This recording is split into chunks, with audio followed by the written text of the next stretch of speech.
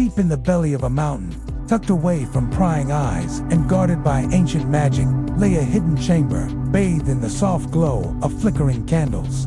Here, amidst the comforting warmth and shadows that danced on the rough-hewn walls, sat an old alchemist hunched over his workbench. His gnarled fingers, like the roots of an ancient oak, moved with surprising agility as he turned the brittle pages of a leather-bound tome.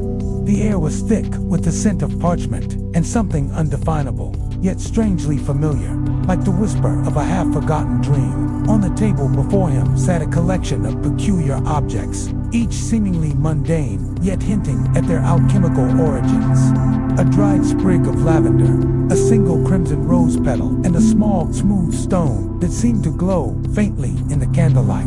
This wasn't just any stone, it was a moonstone, said to have the power to reveal one's deepest desires and fears when held under its light. But for centuries, it had been veiled from the world, concealed within the depths of this mountain. For the alchemist wasn't just any man, he was a keeper of ancient lore, a custodian of secrets that had been passed down through generations of alchemists who dared to tread where few had ventured before. They were a peculiar lot, these medieval alchemists, a strange mix of scientist, philosopher, and dreamer. They delved into the mysteries of the universe, armed with nothing more than their wits and an insatiable curiosity. They mixed science with stardust and hope, searching for the secrets of life and the universe itself. As the alchemist delved deeper into the tome, the fire crackled merrily, casting dancing shadows that mimicked the flickering flames.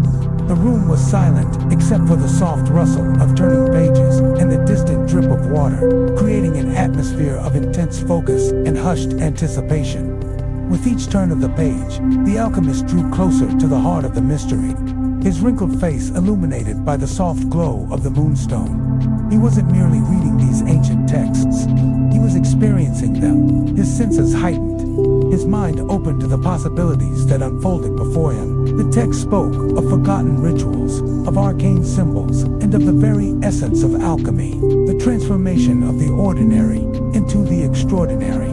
It was a journey through the unknown, guided by the wisdom of those who had walked this path before him. But the alchemist wasn't just a passive reader, he was an active participant in the unfolding drama of knowledge. He traced the symbols with his finger, muttering words of power that resonated with the very foundations of the mountains. The air grew heavy with anticipation, charged with the potential for something truly magical to occur. And then it happened. The moonstone, which had been resting quietly on the table, began to glow. At first it was a subtle radiance, like the gentle shimmer of moonlight on a calm sea. But as the ritual reached its crescendo, the glow intensified, bathing the chamber in an ethereal light. The shadows retreated, replaced by a soft, otherworldly luminescence that seemed to emanate from the very core of the stone. The alchemist watched in awe, his eyes wide with wonder, as if he were witnessing the birth of a star. He felt a surge of power course through him, connecting him to something greater than himself, something that transcended the boundaries of time and space. In that moment, he wasn't just an old alchemist in a hidden chamber. He was a conduit of ancient magic, a vessel through which the wisdom of the ages flowed.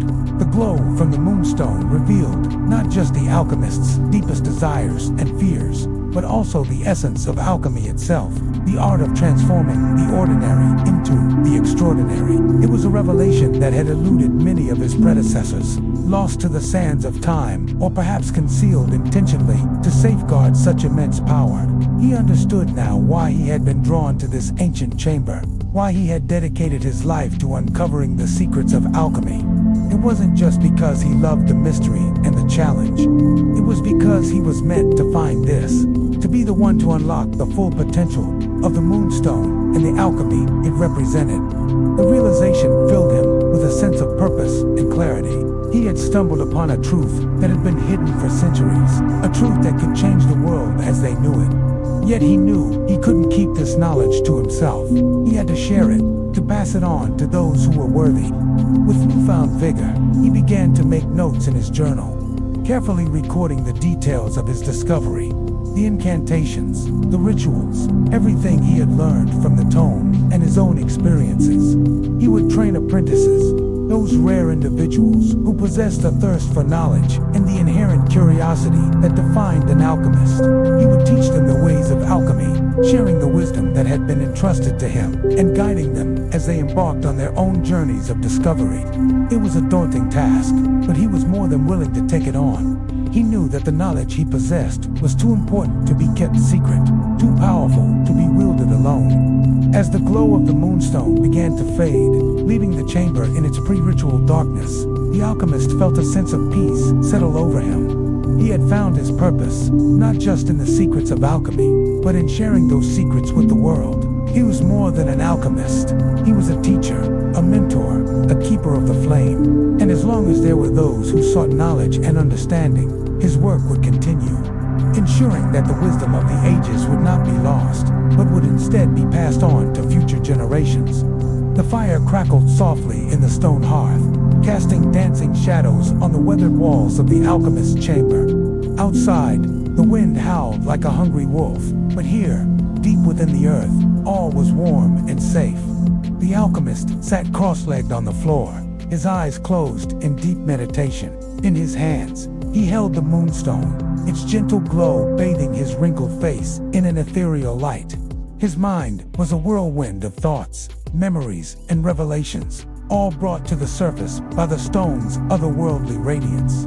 He thought of his life, the choices he had made, the sacrifices he had endured, all in pursuit of knowledge.